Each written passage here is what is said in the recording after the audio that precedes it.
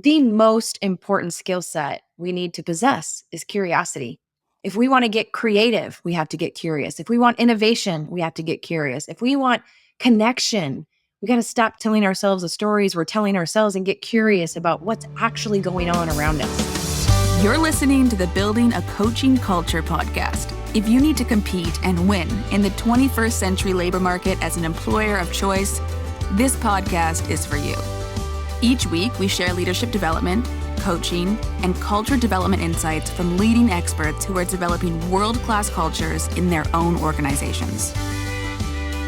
And now, here's your host, J.R. Flatter.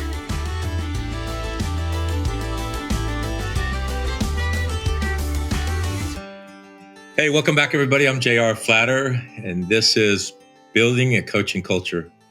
As always, I'm here with my co-host, Lucas. Hello. Our millennial voice. I'm the boomer voice. We'll let DeDe tell us where she comes from if she chooses to. But our distinguished guest today is DeDe Halfhill.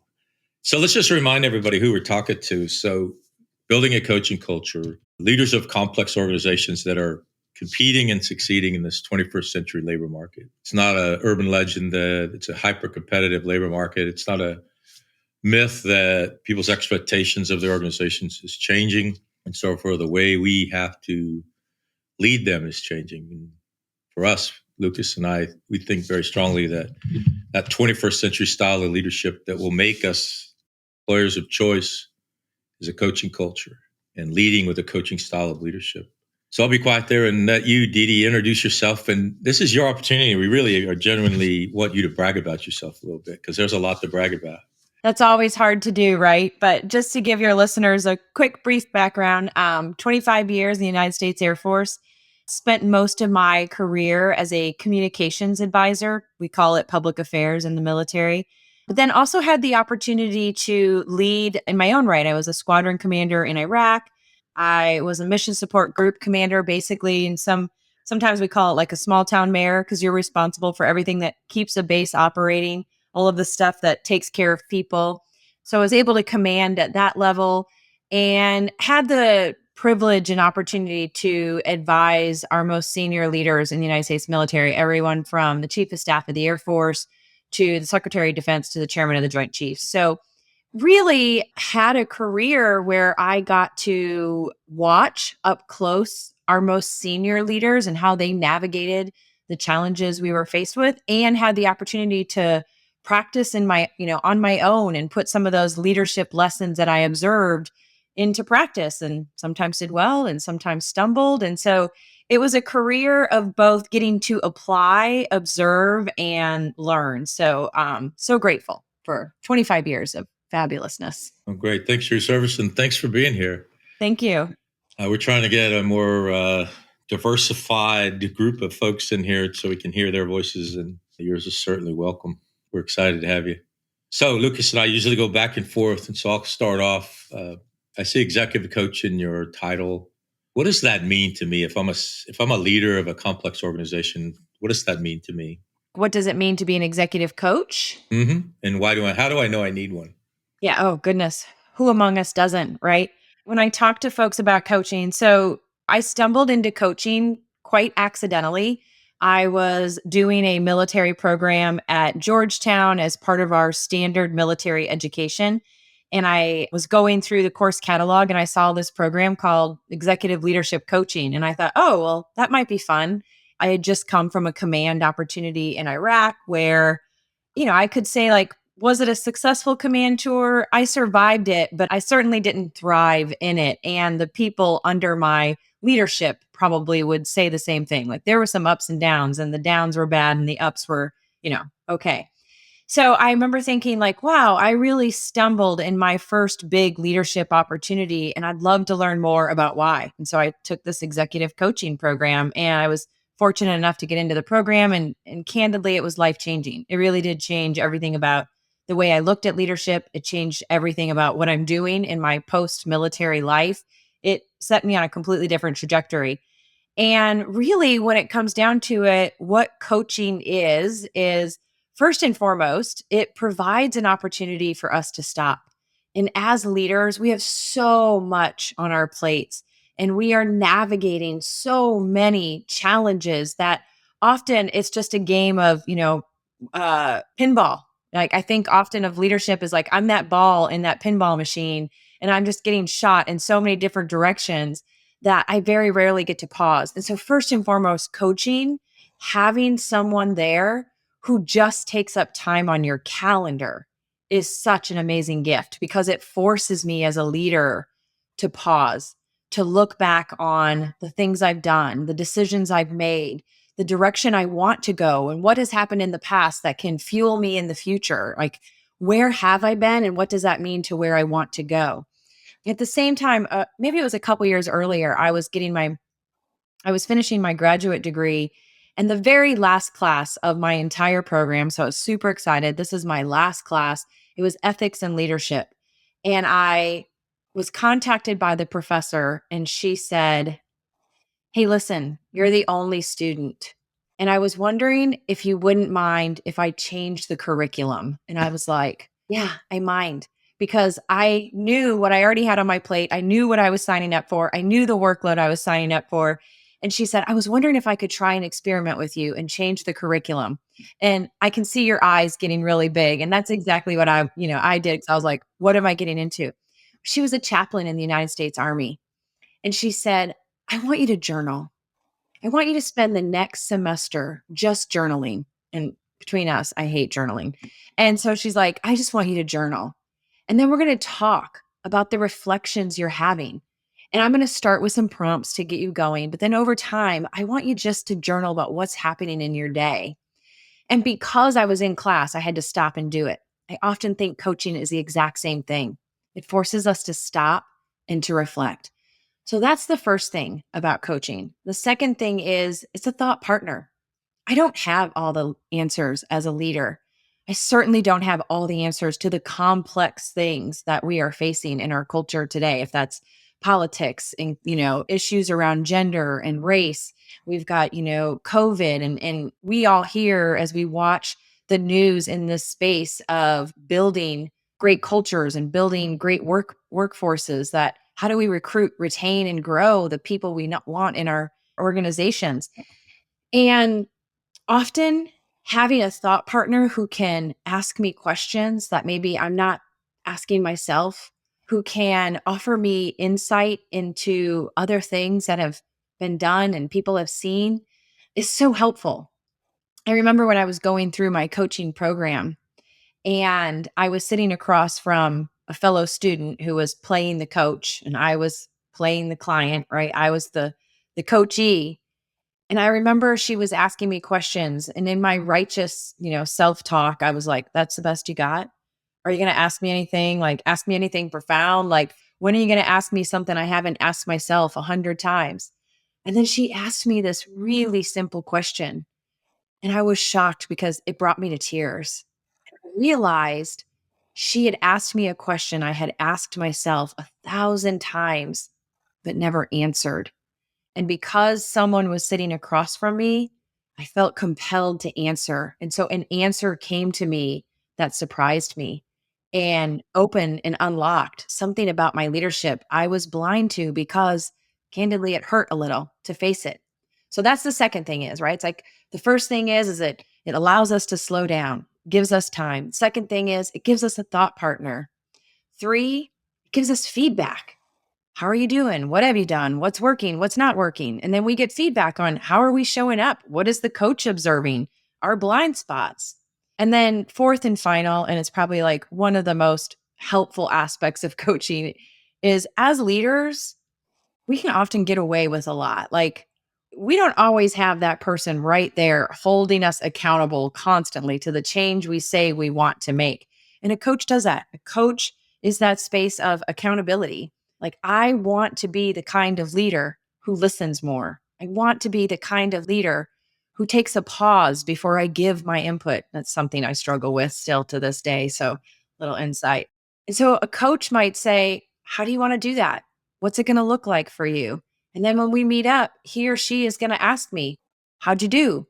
What worked? What didn't work? What got in your way?" And so, it's the accountability I need to put into practice, the practice I need to take so that I can evolve and I can develop and I can grow. So it's really those four things. It's space, it's a thought partner, it's feedback, and it's accountability. And I think all of us could use a little more of that in our leadership journey. Great. Thank you for that. It's kind of a long answer. Sorry. No, that's awesome. I love hearing about that magic of coaching moment. Sometimes we ask our guests, like, "Oh, have you had a successful moment?" And so, thanks for just jumping in with that. We think about, coaching on the one-on-one sense, but then looking at coaching culture, it's like almost like scaling that out to the organization, like when you're delegating things and having that be pervasive across the organization. Have you found that having that leadership style has kind of like trickled down to the rest of your organization, and how has that played out for you? When I first got into coaching, a primary part of coaching, and anyone who's in that space knows it's curiosity and questions, that the foundation of great coaching is curiosity. And so I was meeting with a group of my mid-level officers, right? Kind of those line officers who are the young captains who are kind of responsible for the day-to-day operations of the organization. And we would meet once a month. And on this particular month, I wanted them to see what curiosity really looked like. Because I think if you were to ask most of us would say, like, yeah, I'm pretty curious. I'm a curious person. And so I thought, I'm going to do a little exercise with them. I actually think I heard this on Tim Ferriss. Is probably where I first heard this exercise, but it was a life exercise. The exercise was like, ask yourself 100 questions. And so I sat down with my mid-level officers and I said, I'm going to give you 20 minutes and I want you to write down 100 questions about our United States Air Force. Now, remember, these are young officers. These are officers who've been in the military all of 4, maybe even 2 years to, 5, 6 years range, right? Not that long. Young enough that they're still learning about the organization, young enough that there's still so much about our operations, our strategy, and everything they have to learn. And so I said, I want you to write down 100 questions you have about our United States Air Force. And I'm going to give you 20 minutes to write down 100 questions. Go. And so they sat there, and for the first few minutes, you could see them all writing down. And about 5 minutes in, you start to see people kind of like looking up, right, to think a little more, like get a little more creative. And then at the 10-minute point, you start to see people with their head in their hands, like, oh my God, what else can I come up with? Like the colonel, she's going to want to see these questions. And then about the 15-minute mark, you can see 99% of them were just like spent. Like, I don't even know what to come up with anymore. So I took them out of their misery. And I said, all right, who had 5 questions? And, most of the group raised their hand. And I said, who had 10 questions? 2/3 of the group was knocked out. Maybe a third of the group had 10 questions. And then I said, who had 15? Who had 20? By the time we get to 20, one person raised their hand. These are our youngest leaders, and they can't come up with 20 questions about our organization. And I had told them, ask anything you want. Ask, why do we wear green boots? Ask, why is the flight line security the way it is? Ask, why do we paint the aircraft the way we paint the aircraft? Why is flight training the way it is? I mean, anything, any question you have about our United States Air Force. And only one person came up with 20. And you think about leading people, the most important skill set we need to possess is curiosity. If we want to get creative, we have to get curious. If we want innovation, we have to get curious. If we want connection, we got to stop telling ourselves the stories we're telling ourselves and get curious about what's actually going on around us. And they just were unpracticed in it. They weren't used to being curious. They were used to finding and knowing the answers. Like, I come up with an answer, the sooner I get an answer, the sooner I'm out of pain and I can move on, versus staying in that place of curiosity. So to answer your question about like, how did we grow that? It was just a constant discussion. Where do we need to get more curious? My team used to give me a hard time because they would come in and they would update me with a brief. And then they would say, I know the very first question you're going to ask me is, what else? So here's what else. And then they would tell me, and then I'd go, okay, what else? Like, tell me more. And what else are like your magic questions as a leader? And to create that culture, you just have to practice it and model it for them and really call it out. Call out, are we being curious? So most of our listeners are not going to be coaches. They're going to maybe have a coaching style of leadership within a coaching culture. How would you differentiate a coaching style of leadership? I think you partially explained it already. But if I want to be a coaching style of leader, what do I need to change? Oh, God, that's a great question. There's so many things I would offer, but I think what's coming to mind for me the loudest is silence. I have to get really, really comfortable with silence. I have to get really comfortable as a leader. I mean, I know I fall into this and I still do to this day. Like, I want to be a knower. I want to be the one with the answers. I love telling people how they can fix whatever challenge they're faced with. I love, love, love fixing things. And I have to get really comfortable. And it's something I challenge myself to regularly with just staying in curiosity and keeping my mouth shut. And so, like, man, there is no greater gift than silence. And the crazy thing is when we can really lean into silence, when we can ask a question and let that awkward silence sit for just a little bit longer, magic starts to happen. And it actually makes leadership so much easier because, like, I don't have to have all the answers. I'm literally just sitting in silence to allow another's creativity to start to flourish, to allow another's process of thinking through a challenge to really go through the steps they need to go through without just barraging them with my thoughts. I saw you sneak that Brene Brown quote in there, to be a knower. Yeah. Oh, yeah. I teach her work, right? So, be a knower. Yeah. Be a know. I'm a knower, and be a knower and getting it right versus being a learner. And no, I'm sorry, being a knower and being right versus being a learner and getting it right. Yeah. I love that. Yeah.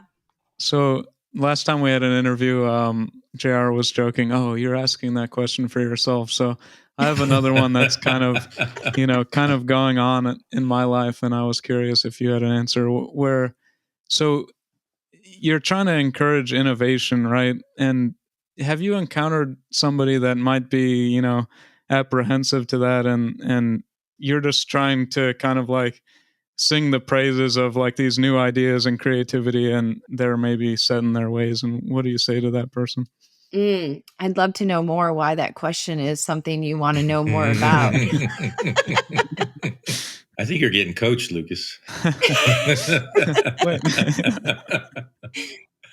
Using Brené's work, there's so many little tidbits from her work that have changed, like I said, everything I think about leadership. But one of my favorite takeaways was the number one shame trigger at work, the number one thing that takes us out of our integrity, that makes us shut down, makes us think about like, I'm not enough, I'm not good enough, I'm not, creative enough. Anything that puts us in shame, the number one shame trigger at work is irrelevance. And when we think about change, to change something makes something else irrelevant. And I often think we're not teaching leaders the emotional skills that help manage the hurt and shame that come from when someone feels irrelevant. And that feeling of irrelevance could be based on an entirely false story that they are telling themselves, but the feeling is no less real. The story may be false, but the feeling is real. And so until we can be leaders who can really acknowledge the feelings of shame that come from irrelevance, then all we're going to be doing is just blunt force to make change rather than really get into the Brené's work again, the fears and feelings of the people we're leading, so that we can help them navigate that feeling of irrelevance to a place of purpose and value. If I could share a story real quick, I love stories, so I hope that's okay. But when I first became a coach, I was working with a client, and we'll call him Tom. And Tom was in his I want to say probably late 60s. He was, by all accounts, a very successful. He was in the executive level, C-suite level, and his job was as the director of creativity and innovation. And no doubt we hear about, that across every industry, right? Like every industry is looking to be more innovative and creative. And so he had volunteered to be one of my pro bono clients. So, I wasn't, this was just like I was brand new at this. I didn't really know what I was doing, as if any of us ever really know what we're doing. And so I sat down with him and I said, "What do you want to work on?" And he's like, "I want to create a more innovative and creative team." And I was like, "Oh, okay. You and everybody else. So that should be easy. And this is my first client. So we can figure this out like no problem." And so we're sitting there and we start talking about it, and we're talking very logistics based. And I said, "Well, where do you want to meet every month?" This was a long time ago. So at the time, coaching wasn't as virtual as it is today. And so I said, "Where do you want to meet?" And he said, "Well, we can't meet in my office, because if we meet in my office, we're going to get interrupted all the time." And I said, "Oh, tell me more." And he says, "Well, everyone comes to my door and they, always come to my office with their questions." And I was like, "Oh, okay." And so we kind of were going through the logistics still. And I said, "Can I ask you a question about what you said earlier?" And he's like, "Yeah." And I said, "I'm curious, if you want to create a culture of creativity and innovation, is answering their questions too quickly taking them out of a space of discomfort and uncertainty that maybe they need to stay in to get more creative, right?" And he's like, "Yeah, I don't know." He kind of dismissed the answer. And then we meet next week and he says, "I want to talk about that creativity thing again. Like, I get it. Like, I think maybe leaving them in a space of uncertainty is going to allow them to really think about some solutions they might not be thinking of. And if I give them the answer, I take them out of that space. So yeah, let's work on that." And I say, "Great." And so I said, "How do you want to work on that?" And he's like, "Okay, so from now on, when they come to the door, like, I just won't, I won't answer their question." And I said, "Okay." And that sounds very simplistic, but that's kind of where he was at. So a couple weeks go by and we're in our next meeting and someone comes to the door. He answers their question. I don't say anything. I don't note it or anything. Next week we're meeting again. Someone comes to the door. He answers their question. And finally I say, "I thought you had said you didn't want to answer their questions, that when they came to you, can you tell me what's going on there for you?" And he's like, I just need to, you're right. I probably need to work on a little more." Fast forward, make a long story short, this continued to happen. So finally one day I'm frustrated because I'm a new coach and I've got a story in my head that says I'm not helping this guy change fast enough, which is not a great thought to have as a coach, nor is it my place to even think about that. But, he keeps answering their questions. And I'm frustrated. He's frustrated. And I start to nudge him a little. It's that feedback thing I talked about. And I said, "You committed to not answering their questions, and you are still answering their questions. You have committed multiple times to not answering their questions, and you are still answering their questions. What's going on here for you?" And he looks at me and he slams his hands down on the table and he says, "If I don't answer their questions, then what the," and he swears, "am I here for?" Right? What the am I here for? And I had this moment where it was like, and that's it. His value was coming from being the person who answered their questions, rather than being the person who created safe space for them to stay in uncertainty, rather than being the person who created safe space for them to make mistakes and try again. His value was coming from being the person who had the answers. Because he didn't shift the story about where his value was coming from, he was feeling irrelevant if he couldn't do the thing that he thought brought him value, rather than reframing and finding value somewhere else and being relevant in that space. He was fighting being irrelevant in a space he didn't need to be. I think that gives me a lot to think about. Thank you so much. You led yourself right into my next question. If I could ask you to finish that story, because I wanted you to share one of your success stories, and I bet this turns out well. To be honest, I think it turned out well in the sense that we did have a great conversation about value. And I think he did start to see, like, oh, I can create that value for them, right?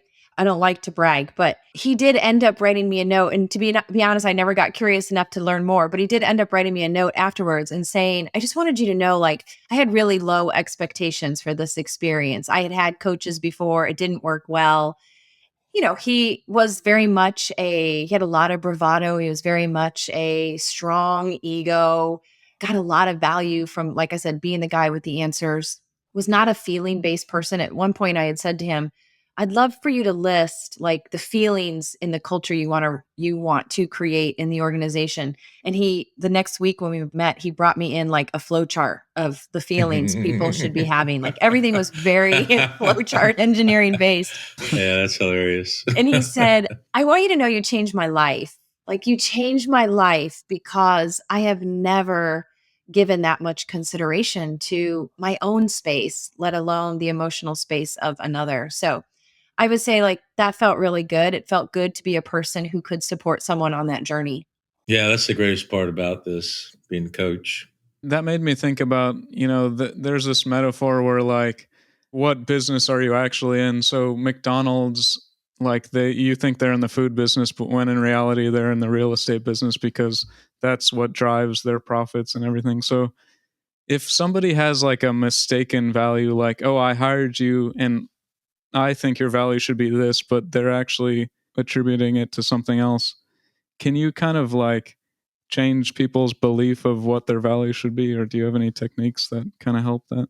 I don't think we can ever change people. So I think right up front, I would say, like, I can't change your values. But what came to mind for me when you asked that question is so often we're going through life without, and I'm going to say this, and I'm probably going to get some haters in the beginning, but stick with me. We go through life not really knowing what we value. And so, as coaches, I'm sure you've done a ton of values exercise. One of my favorite exercises out there is VIA, Values in Action. So viainstitute.org. It's a free values assessment. And I love using that assessment because so often when we are given an opportunity in a leadership development program or in a coaching program, and we're asked to list our values, and maybe we're given a list of values to pick from, right? I know in the Dare to Lead work, in the workbook itself is a list of values, and we ask people to circle their values. The problem with that approach is we often circle values that are aspirational, are values we think we want to live by, values we think others would admire in us. What I love about the VIA assessment is that it asks me a series of behavioral questions. And based on my behavior, it does not ask me about values. It says, based on my behavior, these are the things that I value. And when I saw those values, like when I would circle a list, I would say, like, I value family and I value, love, which on my VIA assessment came out at the very bottom, which was funny to me in some ways because kindness, love, and humility were my bottom three. But my top two were growth and authenticity. And when I saw that, it was life changing for me because then with my coach, I sat down and I was like, where does authenticity show up for me? Oh, it shows up here, here, and here. And here's what we know about values. When we are living in our values, when we are doing work that is aligned with our real values, the things we really value, that we morally hold as important, when we are in alignment with that, we feel energized, we feel flow, we feel excitement, we feel connection. And when we are doing work or we are in a space where we are misaligned with those values, we're exhausted, we're depleted, we're frustrated, we're angry. The problem is we often think we're living by our aspirational values when what we really hold dear is being drugged down, right? It's being trampled upon and we're frustrated and don't know why. So it's not that I think we can change people's values. It's that how do we have a space and place where we can really get clarity on what we value so that we can orchestrate our lives to be able to do work that is in alignment with them. Now, if I could just add one thing to that, because I often get the question in the Air Force as an example. The Air Force's core values were service, integrity, and excellence. My core values were growth and authenticity. And some might ask, well, unless you have the same values as your organization, does that mean you're misaligned? And I say, no, not at all. What it means is that within that culture that holds those values dear, do I think those are great values? Yeah, they're great values. Within that organization, I need to find work that allows me to live within my values that is supporting that organization's values. What that looked like for me was being a commander who could really help my younger officers grow and develop. Growth and authenticity, my top two. I wanted to talk about how do we clear the stuff that's in our way as leaders that's sabotaging us. And I wanted to be able to show up as my authentic self. I didn't want to be the officer that person told me I should be. I wanted to be the officer who was showing up with my authentic gifts and talents. And I wanted those gifts and talents to be appreciated and valued. That's authenticity for me. So we try to project in our developmental education engagements visionary futures. And so laying things in place and then taking purposeful action to make those things happen. If you could go back to yourself 5 years ago, what would you tell yourself about the 5 years ahead? What would you do differently? Well, you picked a really interesting 5 years because I retired from the Air Force in April of 21 was my official retirement date. And I started my terminal leave in December of 20. So it has been a roller coaster of a journey as you leave one organization that really, by all accounts, is where I grew up. I mean, I joined the military at 22. It is the foundation of everything I am today as a leader, all of the good and bad experiences that have shaped me as an adult human being, or so many of them are a part of that Air Force journey. And I had so much identity tied up into Colonel Halfhill, and so much identity in being a military leader, and so much identity in being a part of a team and an organization that had purpose and value. And then you walk away from it. And when you walk away, you walk away. And suddenly I was faced with, who is DeDe? And where am I making a contribution? And how do I continue to give back? And how do I continue to grow when I'm literally working at home on my couch every day? Like, where am I being stretched and where am I being challenged? And so for me, the past couple years have really been an exploration of that identity. How do we redefine who we are? How do we let go of one identity so that we can lean into the next? And so I would tell my 5-year-old, my 5 years ago self, I would tell her, get ready for a roller coaster and just know that your identity is so much deeper than some of these labels we've been given and some of these labels that we wear. That my real identity is about my values and my strengths. And I get to apply those regardless of the organization. But Colonel Halfhill is not the only thing I have or ever will be. There are so many other ways that I can give back to the world in a way that is meaningful for me. So a lot of identity work, like get ready. Mm-hmm. No, thanks for sharing that. I guess a follow up to that. I mean, identity is in the vernacular a lot these days. Everyone's, talking about identifies this, that. And so do you think that there's a way to kind of like more deliberately like assess and like reflect, oh, this is my actual identity? And how does that look to you?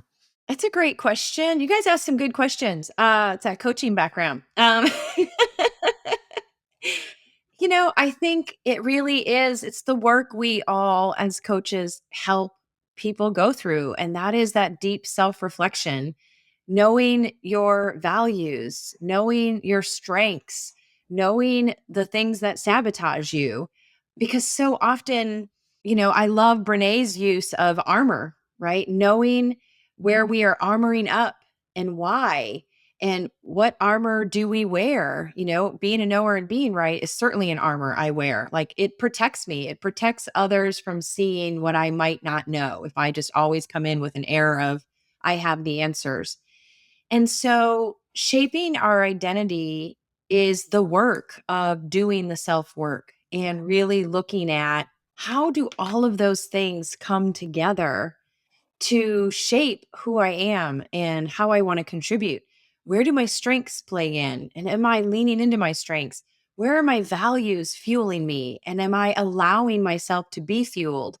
And, where is my trauma and the stories I'm trying to hide and the hurts I've experienced?